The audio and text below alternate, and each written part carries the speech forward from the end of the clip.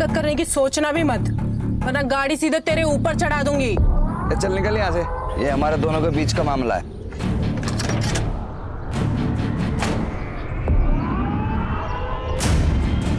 ये हमारे भी बीच का मामला है। प्रिया मेरी बेस्ट फ्रेंड है, अगर आइंदा इसके आसपास भी नजर आया ना तो गाड़ी सीधा तेरे घर में घुसा दूंगी। नीति, नीति, चल निकल यहाँ से, निकल। देख लूंगा तू। जान, तू इसको झेलती क्यों है? गरीबों को तो झेलना ही पड़ता है ना। और वैसे भी किस्मत का क्या पता, कल को अगर मुझे इससे ही शादी करनी पड़ जाए। ऐसा सोचना भी मत, वरना गाड़ी तेरे ऊपर ही चढ़ा दूंगी मैं। देख, अगर पैसे की प्रॉब्लम है ना तो तू मुझे बता दे, मैं पापा से बात कर लूंगी, तेरी कहीं ना कहीं जॉब लगवा देंगे वो तो अच्छा हुआ मेरा ड्राइवर आज गुटली मार गया, तो मुझे खुद डिलीवरी करने निकलना पड़ा। लड़की होके तू कंपनी चलाती है, डिलीवरी भी खुद ही देने जाती है, इतना सब कुछ तू कर कैसे लेती है? अरे हिम्मत हो तो सब कुछ पॉसिबल है, तू भी कर सकती है। चल तुझे घर छोड़ देती हूँ।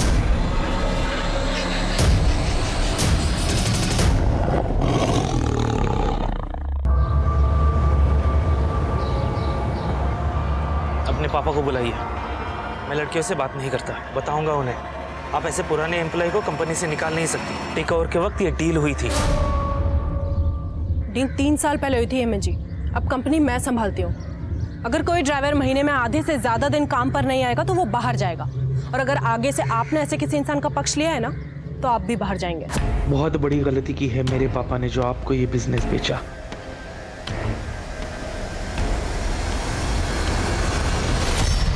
दीदी, आपके झगड़े फिर से चालू हो गए। अरे तो क्या करूं स्वाति, ऐसे लोग ऑफिस आकर लड़कियों को धमकाएंगे, उनको परेशान करेंगे, तो ऐसे लोगों को ऐसे ही हैंडल करना पड़ता है। अरे दीदी, तो पापा से बात करो ना, आप क्यों झगड़ा करते फिरते हो? नहीं नहीं, पापा को पहले ही 10 टेंशन है फैक्ट्री की। स्वाति मेरी बात सुन, पापा को कुछ भी नहीं बोलेगी, ठीक है?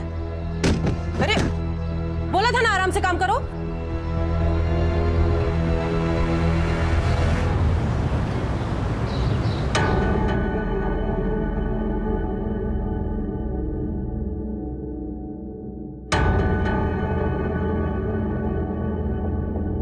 नीति, ट्रांसपोर्ट ऑफिस में क्या हुआ है?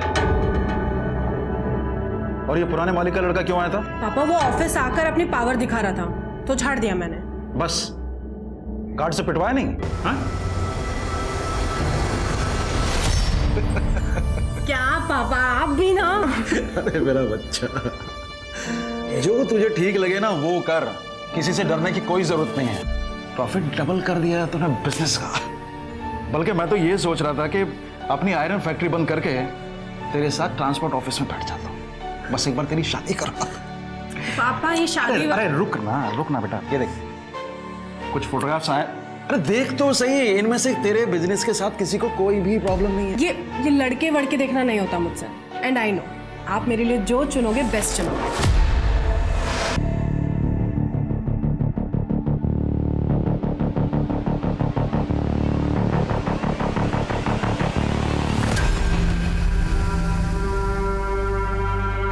चलती है ना तू मुझसे, मेरे काम से, इसलिए बार बार मेरे काम में टांग अड़ाती है। जलन नहीं, चिंता है आपकी।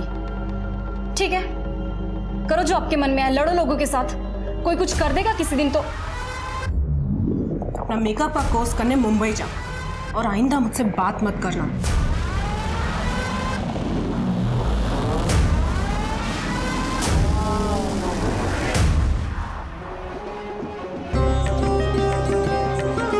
अरे स्वाति बेटा, नीति को जल्दी से ले आओ, शादी का मुहूर्त हो रहा है।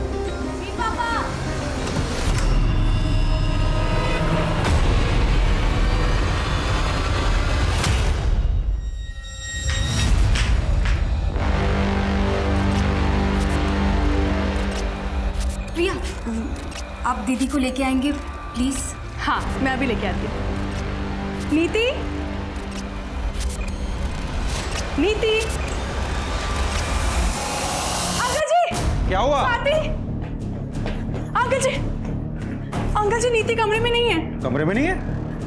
मैंने बाथरूम में भी चेक किया, वहां पे भी नहीं है। अरे यहीं कहीं इधर उधर घर में होगी, तुम अंदर जाके देखो जल्दी। जाओ। नीति, नीति, नीति, नीति, नीति, नीति, बस कीजिए समझी जी, अब आप बता दीजिए कहाँ भगाया है अपनी बेटी को? क्या बकवास कर रहे हैं आप?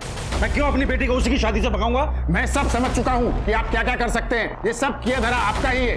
या तो आप यहीं बता दीजिए, नहीं तो पुलिस पूछेगी आपसे ये सवाल। सर, इतना इंतजाम करके खर्चा करने के बाद अपनी ही बेटी को उसी की शादी से भगाऊंगा मैं? क्यों? तो फिर नीति शादी के जोड़े में इतने सारे मेहमानों के बीच में से गायब कैसे हो गई? सर मैं बता रहा हूँ आपको, सब कुछ किया धरा इसी आदमी का है। कोई मालदार पार्टी मिल गई होगी इसको, इसलिए मेरे 20 लाख रुपए देने के लिए। क्या 20 लाख? क्या सर वो इसने कहा था कि 20 लाख कैश शादी में देगा। मतलब चीचा को 20 लाख रुपए नहीं मिले इसलिए चीचा रूठ गए, इसलिए आपको 20 लाख रुपए दिलाते। लेके जाओ इनको। अरे सर एक मिनट सर कैश है नीति के कमरे के बाजू वाले कमरे में रखा है सर, लॉकर में। और समझी जी, आप गलत इल्जाम लगा रहे हैं हमारे ऊपर। कैसे बाप है आप? एक और बेटी को बिजनेस शुरू करके देते और फिर दूसरी ओर ये दहेज।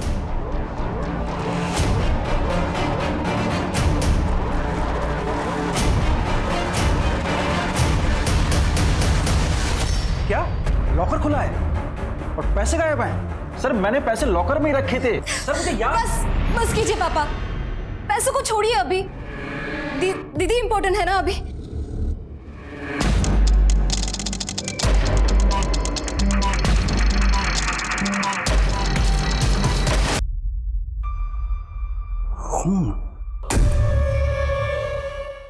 देखिए नीति बिजनेस करती है और जाहिर है कि बिजनेस में राइवल्स तो होंगे, तो उसका किसी के साथ कोई झगड़ा या फिर किसी पर आपको कोई शक? हेमंत हो सकता है, या फिर वो प्रिया का आशिक अभय। अभय और हेमंत वाली बात तो पुरानी हो गई है। तू ब्यूटी पार्लर के कोर्स के लिए मुंबई चली गई थी, तुझे कुछ नहीं पता है। सर वो आए दिन नंदू टेरिस पर आ जाता था। नंदू? जी, नीति के लिए उसका रिश्ता आया था। बताया गया था कि वो डॉक्टर है, लेकिन बाद में पता चला कि वो किसी अस्पताल में छोटी सी जॉब करता है, सिर्फ 30,000 रुपए कमाता है। तो मैंने रिश्ता कैंसिल कर दिया। इसी बात को लेकर पूरी फैमिली झगड़ा करने आती थी, और खास करके वो नंदू। तो क्या करता? नीति के पापा उससे बात तक नहीं करने देते थे, इसीलिए एक दफा बात करने के लिए टेरेस के थ्रू गया था। लेकिन इसका ये मतलब नहीं होता ना कि मैं नीति को उठा कर लेके जाऊंगा। मेरे हॉस्पिटल में मेरे बारे में पूछताछ कर लीजिए। आज तक किसी के घर में डाका डालने की नौबत नहीं आई नंदेश शर्मा की। मैं नीति जितना नीच नहीं हूं सर कि बिजनेस के लिए इस हद तक गिर जाऊंगा। आप किसी से भी पूछ लीजिए, उस रात मैं अपने घर पे था और ये जो उसकी हरकतें थी ना, ये तो होना ही था उसके साथ। हाँ मैं गया था वहां पे, नीति के बगल में ही मेरे चाचा जी रहते हैं, उनकी लड़की का बर्थडे है आज, इसलिए गया था। अरे साहब, कुछ करना होता ना तो 6 महीने पहले कर देता। 6 महीने इंतजार क्यों करूंगा? वैसे भी मेरी और प्रिया की शादी होने वाली है। पर प्रिया तो तुम्हें पसंद ही नहीं करती है ना? साहब, प्रिया तो मुझे हमेशा से पसंद करती थी, और वो नीति है जो उसको मेरे खिलाफ भड़काती रहती है। एक नंबर की चालाक लड़की है।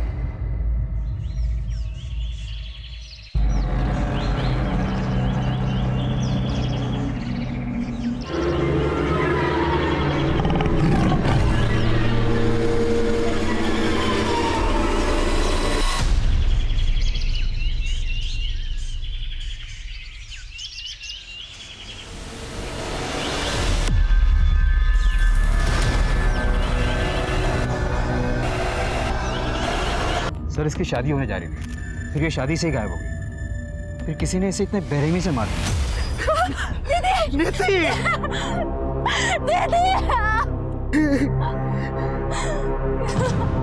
किसने किया? गहने कहाँ गए? 15 लाख से ऊपर के गहने थे।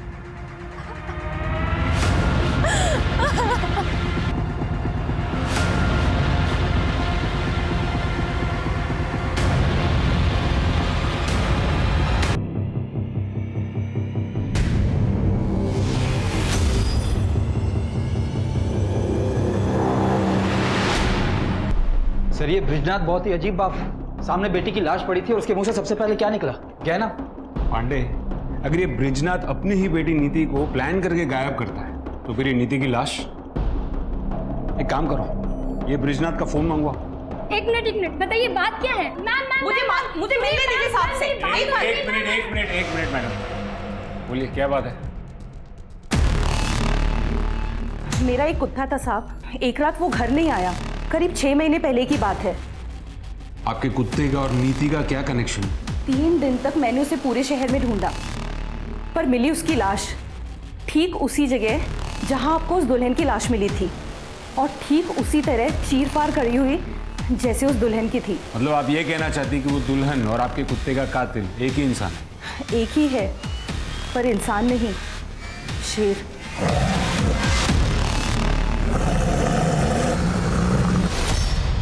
मैडम, इस जंगल में सियार तक नहीं है, शेर? मुझे मालूम था आप लोग ऐसे नहीं मानेंगे, इसीलिए 1 मिनट। जीतू, जीतू, इधर आ। साहब, ये जीतू है। वो रामदीन सिंह है ना, उसकी वर्कशॉप में काम करता था, जहां वो लकड़ी और रद्दी का काम होता है। अभी 3 महीने पहले इसने नौकरी छोड़ी है। जीतू, बता ना साहब को, तूने उस दिन क्या देखा था? बता, डर मत, बता। साहब, उस रात ना बहुत बारिश हो रही थी, इसलिए मैं ना कारखाने में रुक गया था, और जब बारिश बंद हुई ना तो मैंने बड़े से जानवर की परछाई देखी। मतलब रात के अंधेरे में तूने परछाई देख ली? हाँ साहब, मतलब मेरा कि मैंने एक बड़े से जानवर को वहां से जाते हुए देखा। मैं इतना डर गया था ना, पूरी रात में कारखाने में रुका, और उसके बाद मैंने एक कुत्ते की चीख सुनी।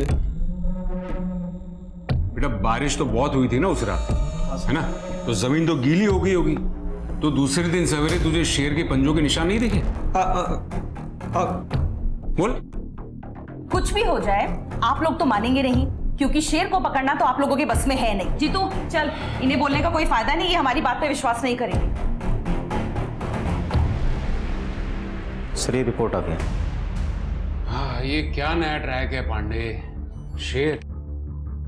सर, ये सरिता जी अकेली रहती हैं, तो शायद मनगढ़ंत कहानियां बनाती होंगी। सर, मेन प्रॉब्लम तो यहाँ है फॉरेंसिक रिपोर्ट में। अरे किसी सस्पेक्ट का होगा, नंदू और बाकी सस्पेक्ट से मैच करवाओ। जी सर। अलमारी में कोई फिंगरप्रिंट्स नहीं मिला। हाँ, तो पांडे, ऐसा हो सकता है कि जो आया था वो ग्लव्स पहन के आया हो। तो मुझे ये बताओ ना कि पोस्टमार्टम रिपोर्ट में क्या है? सर, पोस्टमार्टम रिपोर्ट में तो एक अजीब बात सामने आई है। नीति की बॉडी पर जो घाव थे, देखा चूरा।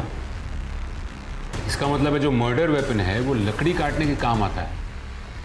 पांडे, ये सरिता जी जो अभी आकर गई, वो किसी रामदीन के बारे में बात कर रही थी, जिसकी कुछ लकड़ी काटने की और रद्दी की वर्कशॉप। जी सर। चलो इस रामदीन से मिलकर आते हैं। कमाल करते हैं साहब, डेड बॉडी पे लकड़ी का भूसा मिल गया और आप सीधे हमारे वहां चले आए। हम बंद कर, बंद।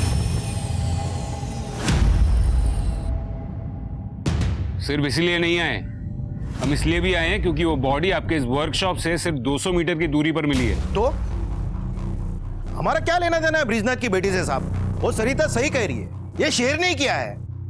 वो दुल्हन को और कौन मारेगा साहब? आप लोग भी ना। आपके वर्कशॉप में इस्तेमाल होने वाले औजार कहाँ है? वो सब औजार का वो हिसाब हमारा सुपरवाइजर रखता है। हेमंत, हेमंत साहब, हेमंत। हाँ सर। तुम? आप जानते हैं इसे? हाँ। तुम यहाँ क्या कर रहे हो? सुपरवाइजर की नौकरी कर रहा हूँ, और क्या कर रहा हूँ? उस नीति ने बर्बाद जो कर दिया मुझे।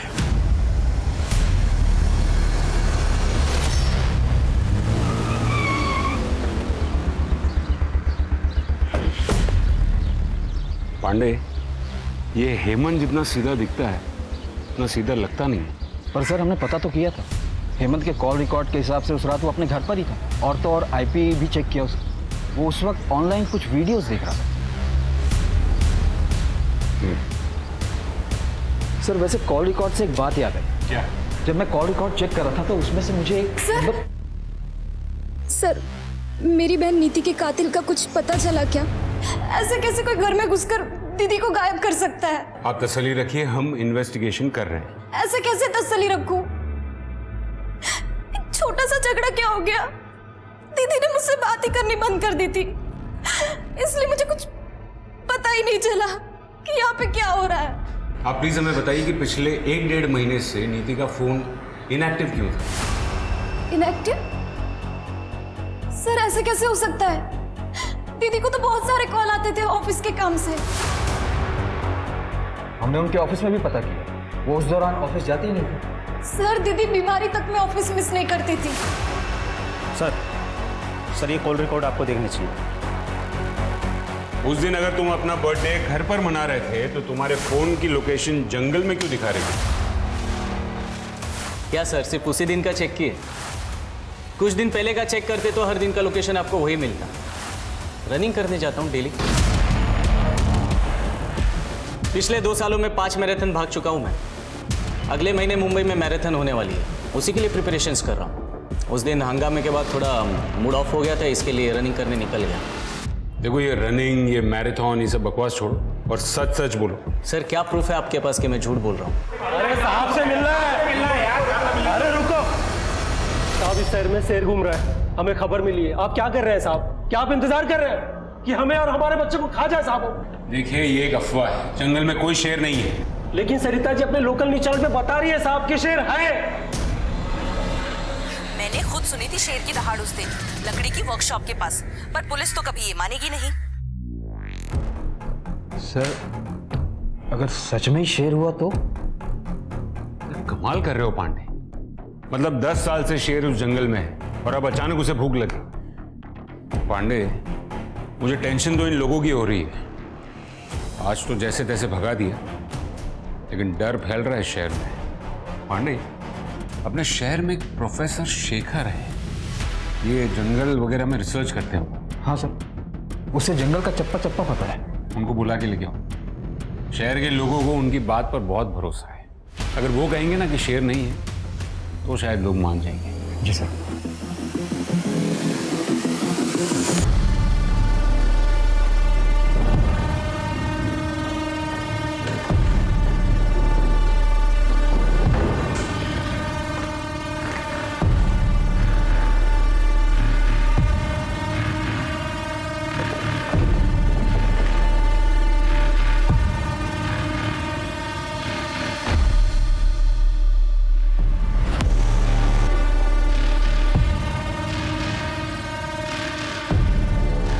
मेहनत से बिजनेस सेटल किया है। घर के काम नहीं कर पाऊंगी, ऑफिस जाना पड़ता है रोज। घर के काम के लिए तो काम वाली बाई आ जाएगी। बिजनेस आपका पैशन है, वो ज्यादा इंपॉर्टेंट है। ये सब बातें आप सिर्फ मुझे इम्प्रेस करने के लिए तो नहीं कह रहे? वो जानने के लिए तो आपको शादी करनी पड़ेगी।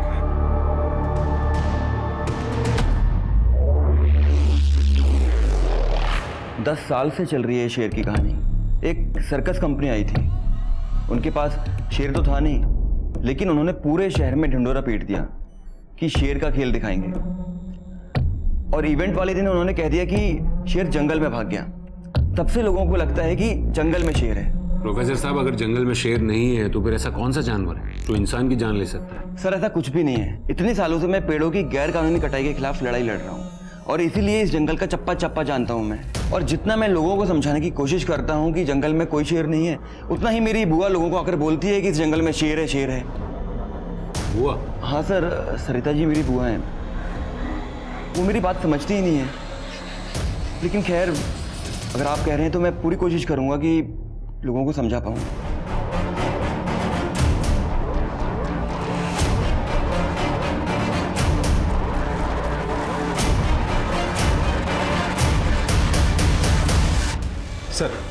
सर ये ब्रिजनाथ सीधा आदमी नहीं, ये तो लगा था, पर इतना घटिया आदमी होगा ये नहीं सोचा था।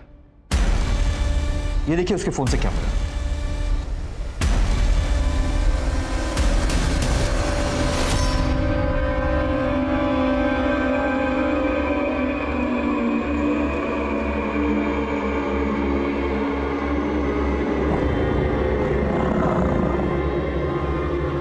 कौन है?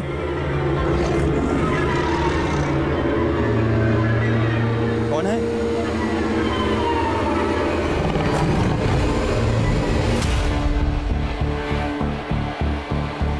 क्यों अपनी बेटी की ऐसी फोटोग्राफ्स लूंगा? ये फोटोज देखकर साफ साफ पता चल रहा है कि नीति ने खुद में फोटो नहीं खींची, किसी और ने खींची। और ये फोन किसका है? आपका। ये फोटोज आपके फोन से मिली। अब आप मुझे बताइए कि आपने नीति की ऐसी फोटोज क्यों खींची? सर मुझे नहीं पता कि ये फोटोग्राफ्स मेरे इस फोन में कैसे आए। और सर आप मेरी बेटी के कातिल को और उस आदमी को क्यों नहीं ढूंढ रहे हैं जिसने मेरे सारे पैसे और मेरे सारे गहने चुराए हैं? कौन है? अरे कौन है वहां? फिर से आ गए ना तुम लोग यहाँ पेड़ काटने के लिए?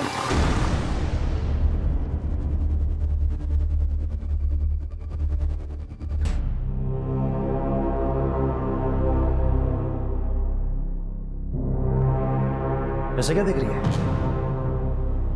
आपने सच में दीदी के साथ कुछ किया तो नहीं ना? शादी के कुछ हफ्ते पहले से दीदी का फोन क्यों बंद था? तुझसे बात नहीं करनी थी।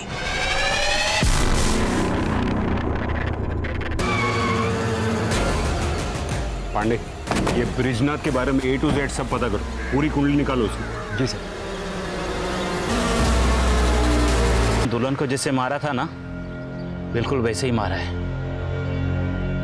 ये शेर का ही काम लग रहा है भाई। सर बॉडी की कंडीशन देख के तो लग रहा है कि ये किसी जंगली जानवर का काम है। देखिए डॉक्टर, मुझे आपसे ये शेर वाली कहानी नहीं सुननी। मुझे ये बताइए, अगर किसी इंसान ने मारा हो तो कैसे मारा होगा? तो सर उसके लिए 2 हथियारों का इस्तेमाल एक ही साथ हुआ है, एक कुछ हथौड़ी जैसा और दूसरा धारदार औजार। ठीक है। सर दुल्हन की बॉडी पर से जेवर गायब थे। अब ये काम शेर का तो नहीं हो सकता ना? फिर कोई आदमी उसे क्यों मारेगा? सर कहीं सच में कोई शेर तो नहीं जो जंगल से नदी पार करके इस तरफ आया हो? पांडे, नदी के पार जंगल नहीं गांव है, और फोकस शेर पे नहीं इस पे करो। 3 साल पहले शेखर ने रामदीन के खिलाफ इलीगल पेड़ की कटिंग को लेकर कंप्लेंट दर्ज की थी। लेकिन उसने अपने वर्कशॉप के पास ही क्यों मारा? सवाल ये नहीं है पांडे, सवाल ये है कि रामदीन ने शेखर को मारने में 3 साल क्यों लगा दिए? या फिर ऐसा हो सकता है कि नीति और शेखर ने रामदीन को एक साथ देख लिया हो पेड़ काटते हुए। सर इस रामदीन को उठा लो। नहीं, अभी नहीं। फिलहाल उसके खिलाफ सबूत इकट्ठा करने होंगे। एक काम करो, रामदीन की पास्ट और प्रेजेंट की पूरी हिस्ट्री निकालो और देखो कोई ऐसा मिलता हो जिसे वर्कशॉप के अंदर की सारी डिटेल्स पता हो। सर वो जीतू था ना जो रामदीन की वर्कशॉप में काम करता था? मैं कह रहा था मैं नहीं आ पाऊंगा इस बार त्योहार पर। यहाँ पे एक अजीब सा मर्डर का केस आया है। पर भैया देखो ना, कुछ हो सकता हो तो। नहीं हो पाएगा। एक दुल्हन का मर्डर हुआ है ना, वो भी बड़ी अजीब तरीके से, पूरा चीर फाड़ दिया उसको। एक दुल्हन के मर्डर का केस हमारे थाने में भी आया था कुछ 1 साल पहले, सेम वैसे तरीके से उसे भी चीर फाड़ दिया गया था और आज तक ये केस सॉल्व नहीं हो पाया। शेर की बात ही हो रही। सर मेरा भाई श्याम मेरे गांव पालिका का एक कांस्टेबल है। तो सर उसके थाने में भी सेम केस आया था जो अभी तक सॉल्व नहीं हुआ है। सर शेर का तो पता नहीं, लेकिन मर्डर जो है लगभग सेम तरीके से ही हुआ है। और सर जिसका मर्डर हुआ था ना, वो एक दुल्हन ही थी। कब हुआ था ये? और उस केस की और कोई डिटेल्स हैं? सर करीब 1 साल पहले की बात होगी, लेकिन सर दुल्हन की आइडेंटिटी अभी क्लियर नहीं हुई है। ठीक है, वहाँ के ऑफिसर से बात करवाओ। जी सर। साहब वो ब्रिज जी के यहाँ पे ज़्यादा पैसे मिल रहे थे मुझे, इसलिए मैं वर्कशॉप पे नौकरी छोड़ दी थी। और वहाँ पे शेर का भी तो खतरा था ना साहब। मेरे सामने शेर की बात मत करना, समझा? अच्छा मुझे बता कि तेरे वर्कशॉप पे कोई अक्सर रामदीन को मिलने आता था क्या? हाँ, हफ्ते में 1 दिन उनसे कोई तो मिलने आता था। उस दिन सबके जाने के बाद साहब वर्कशॉप में अकेले रुकते थे। साहब उस दिन मैं अपना झोला भूल गया था, इसलिए वापस लेने गया था। क्या कर रहा है तू इधर? मेरी छुट्टी हो गई ना? साहब मेरा झोला भूल गया था मैं यहाँ पे। हो गया ना? चल निकल। हाँ गया वो। आ जाओ। कौन था वो?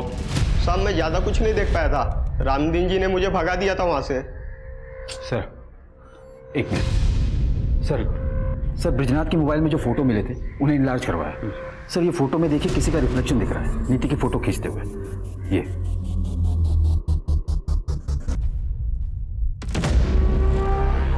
सर ये तो सुलभा है। सुलभा? हमारी नौकरानी। सुलभा, सुलभा! जी साहब। तो तुमने खींची थी ये इतनी वाहियात फोटोग्राफ नीति की? साहब हम तो नौकर हैं, मालकिन ने कहा था ऐसे फोटो खींचने को। दीदी ये लीजिए। दीदी जल्दी कीजिए, साहब ने देख लिया तो मुसीबत हो जाएगी। एक मिनट चलिए। हाँ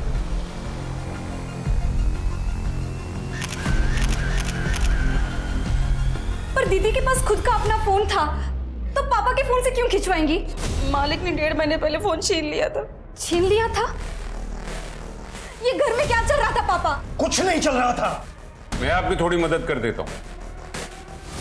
यहाँ आने से पहले हमने आपके सारे अकाउंट्स चेक किए। पिछले कुछ महीनों में क्रेडिट कार्ड से काफी शॉपिंग की है आपने। Fridge, TV, washing machine. अरे पर किसके लिए?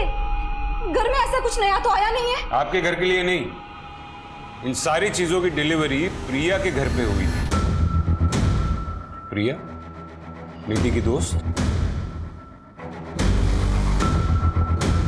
अब आप कुछ बताएंगे या फिर बाकी की कहानी मैं प्रिया से पूछ लूं? क्या करती सर, घर में खाने तक को पैसे नहीं थे और फिर ब्रिज जी मुझे मिले। नीति ने मुझे बताया तुम्हारे बारे में, मैं मदद कर सकता हूं तुम्हारी, लेकिन बदले में तुम्हें भी तो कुछ करना पड़ेगा ना।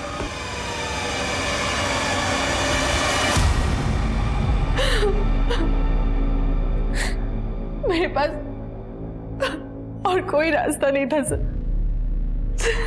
और नीति को यह बात कब पता चली?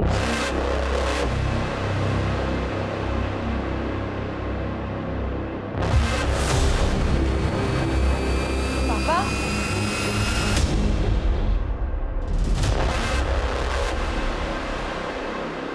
और जब नीति ने आपकी इस हरकत का विरोध किया तो आपने उससे उसका फोन छीन लिया, उसका ऑफिस जाना छुड़वा दिया। वो अपने बाप से बदतमीजी कैसे कर सकती थी? और बच्चों को संस्कार सिखाने के लिए ना ऐसे कदम उठाने पड़ते हैं। संस्कार नहीं, डर। इस बात का डर कि कहीं आपकी काली करतूत जमाने के सामने ना आ जाए। और आपको लगा होगा कि शादी के बाद तो आप नीति जैसी कॉन्फिडेंट लड़की को रोक नहीं पाओगे। तो पापा, आपने दीदी को, इसलिए शादी वाले दिन भी आप सब प्रिपरेशन छोड़ के आधे घंटे के लिए कहीं चले गए थे और आते ही आपने दीदी को बुलाने के लिए कहा था। फूल लाने के लिए गया था, पंडित जी ने अचानक से फूल लाने के लिए बोल दिया था। तो आपने अपनी प्रिया को कहा होगा कुछ करने के लिए। नहीं, ब्रिज जी ने मुझे कुछ नहीं कहा था। नीति मुझसे नफरत करने लगी थी। कई बार तो उसने मुझे थप्पड़ भी मारा था, लेकिन मैंने उसे कुछ भी नहीं कहा और कहती थी किस मुंह से मुझसे ये सब कुछ और झेला नहीं जा रहा था, इसलिए मैंने अभय से शादी करने के लिए हाँ कह दिया। सर, वो गांव से ऑफिसर का फोन। हाँ जी, मुझे वो दुल्हन वाले मर्डर केस की डिटेल्स चाहिए थी। हाँ सर, एक फ़ोन मिला था उसके पास से, लेकिन वो बहुत ही डैमेज था और लॉक भी था। बहुत टाइम लग गया उसको ठीक करने में और अनलॉक करने में। अब करीब 1 साल के बाद अनलॉक हुआ तो पता चला कि वो यहीं गांव के पास ही रहती थी। दुल्हन की फैमिली का कहना था कि उस लड़की का किसी के साथ चक्कर चल रहा था, लेकिन किसके साथ वो हमें पता नहीं। Thank you very much. और कोई डिटेल्स मिले तो हमारे साथ शेयर कीजिएगा। Okay sir. मेरा पूरा परिवार बिखर गया। सर, प्लीज बता दीजिए कौन है मेरी दीदी का कातिल? पापा? देखिए, हमने पता लगाया आपके पिताजी वाकई में फूल लेने गए थे, तो फिर और कौन रह जाता है? नीति का बॉयफ्रेंड। बॉयफ्रेंड? नहीं सर, ये हो ही नहीं सकता। दीदी का फोकस सिर्फ बिजनेस पे ही था और दीदी तो ये शादी से भी बहुत खुश थी। तो फिर एक जवान लड़की ऐसे फोटोज किसके लिए क्लिक करेगी? हमने फोन भी चेक किया, हमें कोई नंबर नहीं मिला। शायद वो इंटरनेट कॉलिंग से बात किया करती थी। और इस केस में ये पॉसिबल है कि घर से चोरी नीति ने या फिर नीति और उसके बॉयफ्रेंड ने मिलकर की थी। पैसे दीदी ने नहीं चुराए थे, मैंने चुराए थे। मुझे अपना ब्यूटी पार्लर खोलने के लिए पैसे चाहिए थे और पापा को मुझ पे भरोसा ही नहीं था और दीदी मुझसे बात ही नहीं कर रही थी।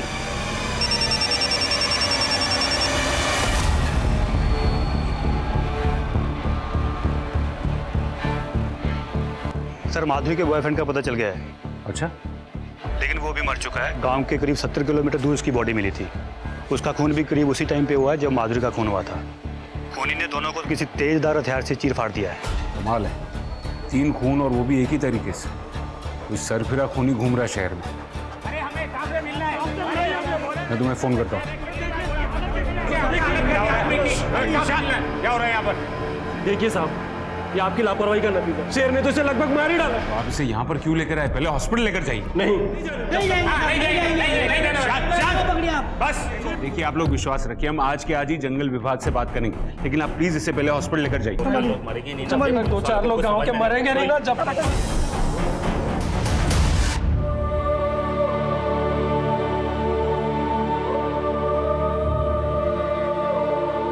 दीदी मुझसे बात नहीं कर रही थी तो मैंने क्यों कोशिश नहीं की उनसे बात करने की। जानती थी इतनी मुसीबत नहीं थी। उनको मेरे साथ की जरूरत थी और मैं इतनी सेल्फिश हूं कि सिर्फ अपने सपनों के पीछे दौड़ती रही। अगर मैं दीदी के साथ होती तो आज दीदी मेरे साथ थी। सर डॉक्टर ने बताया कि जीतू को किसी शेर ने नहीं बल्कि जंगली कुत्ते ने काटा था। मुझे पता था, वो घबरा गया इसलिए देख नहीं पाए। सर जब तक हम नीति और शेखर के कातिल को इनके सामने नहीं लाएंगे ये लोग हमारी बात नहीं मानने वाले। सर वो रामदीन के बारे में पता करने के लिए बोला था ना सर आप। सर पता लगा कि वो भी मेरे गांव पाली से है। एक बात और सर वो दुल्हन का जो मर्डर हुआ था उस केस की इन्वेस्टिगेशन से एक बात साफ जाहिर होती है, 6 साल पहले भी सेम तरह से मर्डर हुआ था सर वहाँ पर। किसका? वो भी एक दुल्हन थी क्या? नहीं सर, वो एक आदमी था। इनफैक्ट जिसका मर्डर हुआ था वो खुद एक खूनी था। मतलब 6 साल पहले उस आदमी का खून उसी तरह हुआ था? 6 साल से घूम रहा है, न जाने उसने कितने कत्ल किए होंगे सर। सर रामदीन हो सकता है। अच्छा जो मरे हैं उनकी फैमिली में और कौन कौन है? एक बेटा है सर। उस बेटे को ढूंढो, शायद उस बेटे ने उस खूनी को देखा हो। Hello police station, gold coin jewellers के यहाँ से बोल रहा हूँ। हाँ जी बोलिए। आपने जो चोरी की हुई ज्वेलरी की फोटोज हमें भेजी थी उसमें से कोई एक मेरे यहाँ पे बेचने के लिए आया हुआ है। कस्टमर को मैंने बातों में लगा रखा है, अंदर बैठी हुई है। आप लोग थोड़ा जल्दी आइए, वैसे भी बच्ची है।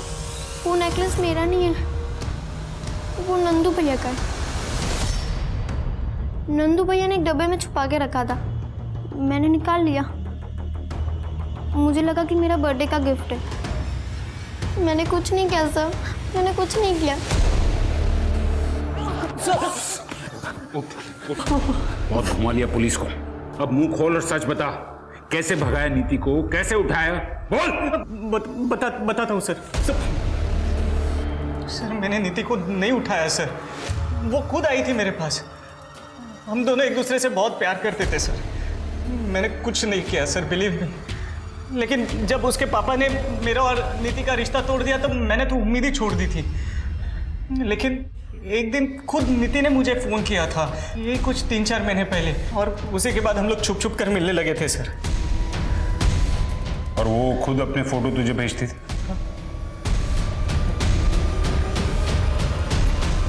जी सर, बॉयफ्रेंड था मैं उसका। लेकिन भागने का प्लान नीति ने बनाया था और हम लोग भागकर सीधा मुंबई जाने वाले थे। और बराबर शादी वाले थे?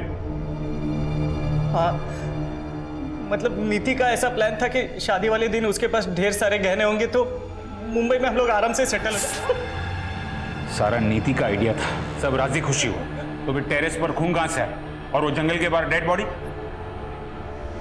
जंगल में डेड बॉडी का तो नहीं पता सर, लेकिन वो टेरेस पे खून वाला प्लान मेरा था। हॉस्पिटल से मैं ब्लड सैंपल्स लेकर आया था और मेरे ही कहने पर नीति ने खुद वो ब्लड टेरेस पे डाला था सर। एक्चुअली मेरा और नीति का उस दिन जंगल में मिलने का प्लान था। नीति, अरे कहाँ हो यार तुम? नीति तो नहीं मिली, लेकिन उधर झाड़ियों में उसका पड़ा हुआ नेकलेस मिला सर।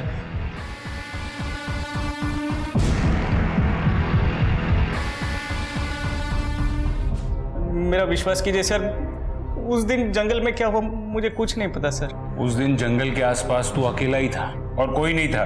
तुमने जरूर किसी को देखा होगा। नहीं सर, मैं अकेला नहीं था, मतलब और भी कोई था वहां पर। दूर से उसकी शक्ल देख तो नहीं पाया, लेकिन हाँ वो लंगड़ा कर चल रहा था। शायद उसके पैर में कोई तकलीफ थी और वो रामदीन की वर्कशॉप की ओर जा रहा था सर। सर रामदीन के वर्कशॉप में कौन कितने बजे आता जाता है ये सुपरवाइजर हेमंत को जरूर पता हो। अच्छा, वो जिसके पाँव में दिक्कत है सर, वो तो टेम्पररी ड्राइवर था जिसे कुछ सामान लाने के लिए भेजा था। क्या नाम है उस ड्राइवर का? सर सुखबीर, जिसे उस नीति ने काम से निकाला था। मैंने कुछ नहीं किया सर, वो तो मेरी किस्मत ही खराब जो उस वक्त में फैक्ट्री गया था कुछ काम से।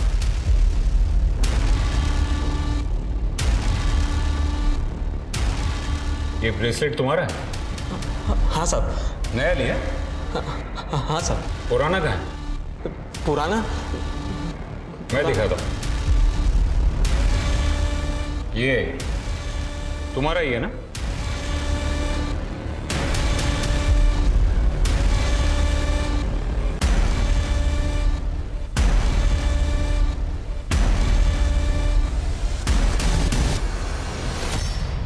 हाँ साहब, मेरा ही है। वो पुराना ढीला हो गया था ना, तो गिर गया होगा शायद। अच्छा, और वो भी वहीं पर गिरा जहां पर नीति की लाश मिली थी? भगवान की कसम साहब, उस वक्त कोई बॉडी नहीं थी वहां पे। हम गरीब छोटे लोग हैं ना साहब, इसलिए सब हमें ही परेशान करते। वहां बड़े लोग क्या नहीं करते, कोई कुछ नहीं बोलता उनको। वो रामदीन सिंह, हाँ गया वो, आ जाओ। वो औरत, उसको देखा मैंने उसके साथ, वो शेर शेर करते फिरती है ना शहर में, वही औरत। सरिता? हाँ हाँ, वही सरिता। सरिता और रामदीन? मतलब पेड़ों की कटाई नहीं, आप दोनों के बीच जो रिश्ता है वो छुपाने की कोशिश कर रहे थे। नीति और शेखर ने आपको सरिता जी के साथ देख लिया था उससे, इसलिए आपने उन दोनों को। सर लेकिन एक बात समझ में नहीं आई, दूसरे शहर जाकर उस दुल्हन को और उसके बॉयफ्रेंड को क्यों मारा आपने? अरे साहब ये क्या कह रहे हैं आप सर, हमने किसी को भी नहीं मारा है साहब। जब तक सब कुछ सच सच नहीं बता देते तब तक यहां से बाहर जाने नहीं दूंगा मैं।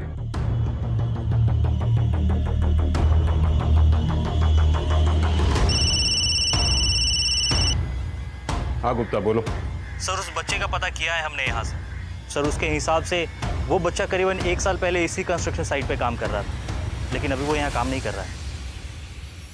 लेकिन सर एक बात और पता चली है, वो दुल्हन माधुरी जिसका मर्डर हुआ था वो यहीं आसपास किसी स्कूल में काम करती थी, और सर उस बच्चे का घर भी इसी स्कूल के आसपास ही है। तो क्या इस माधुरी का उस बच्चे के साथ कोई कनेक्शन, या फिर उसके बाप के साथ कोई कनेक्शन? सर इतना तो नहीं पता, पर यहाँ पे एक गार्ड है, उसने बताया कि वो उस बच्चे को जानता था जब वो बच्चा यहाँ काम किया करता था। गुप्ता मैं एक काम करता हूँ, यहाँ डिस्ट्रिक्ट से एक स्केच आर्टिस्ट भिजवा रहा हूँ, उसका स्केच निकलवाओ। Right sir.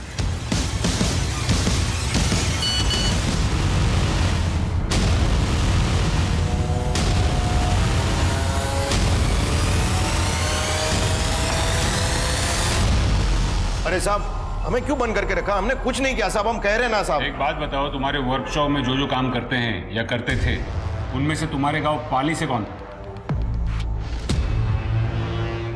यही है वो? हाँ सर यही है वो।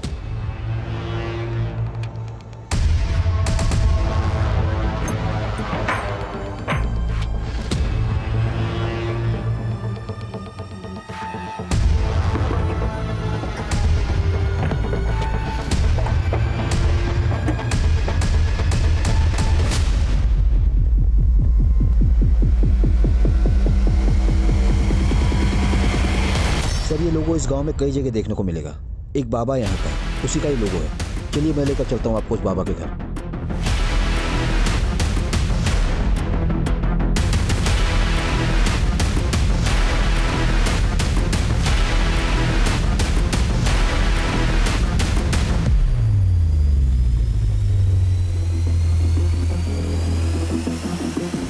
तुझे रामदीन ने इसीलिए काम पे रखा था ना, क्योंकि तू उसके गांव से? हाँ रखा था तो साहब। और तुझे नौकरी सिर्फ इसीलिए करनी थी ना कि एक अच्छी सी लड़की से शादी करनी थी? साहब शादी करके घर तो बसाने हैं ना हमें भी। वाह ये कमाल है, लोग शादी करने के लिए मैरिज ब्यूरो में नाम लिखवाते हैं, पेपर में ऐड देते हैं, और तू मर्डर करता है। क्या साहब ये क्या बोल रहे हो आप? ये मैं नहीं बोल रहा हूँ, तेरा वो जंगल वाला बाबा बोल रहा है। थोड़ी जेल की हवा लगी, 2 डंडे पड़े तो मुंह खुल गया उसका। साहब मैं शादी करके ना सिर्फ घर बसाने वाला था। वो माधुरी थी ना, उससे बहुत प्यार करता था मैं, लेकिन उसने क्या किया, घर से भागने के लिए मेरा ही इस्तेमाल किया। किसके लिए? उस फालतू लड़के के लिए। ने क्या किया था, उसको क्यों मारा? बाबा ने कहा बलि दो, सफलता मिलेगी। फिर बाबा ने मुझे बताया कुछ पाने के लिए बलिदान देना पड़ता है, बलि देनी पड़ती है। एक जानवर, एक लड़की को मारकर तुझे सफलता मिलती, और शेखर उसकी बलि क्यों दी? माँ बाप उनको क्यों मारा?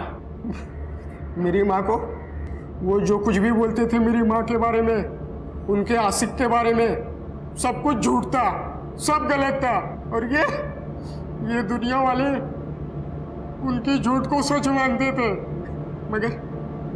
मगर मैं समझ गया था उस आदमी को, इसलिए मैंने उसको कुल्हाड़ी से मार दिया था। अब चिंता करने की कोई बात नहीं, बाबा ने मेरा शुद्धिकरण करवा दिया है। अब मैं शादी कर सकता हूँ, अपना घर बसा सकता हूँ। तेरा शुद्धिकरण तो बेटा अब हम करेंगे, और तेरा घर है ना, ये जेल में बसाएंगे।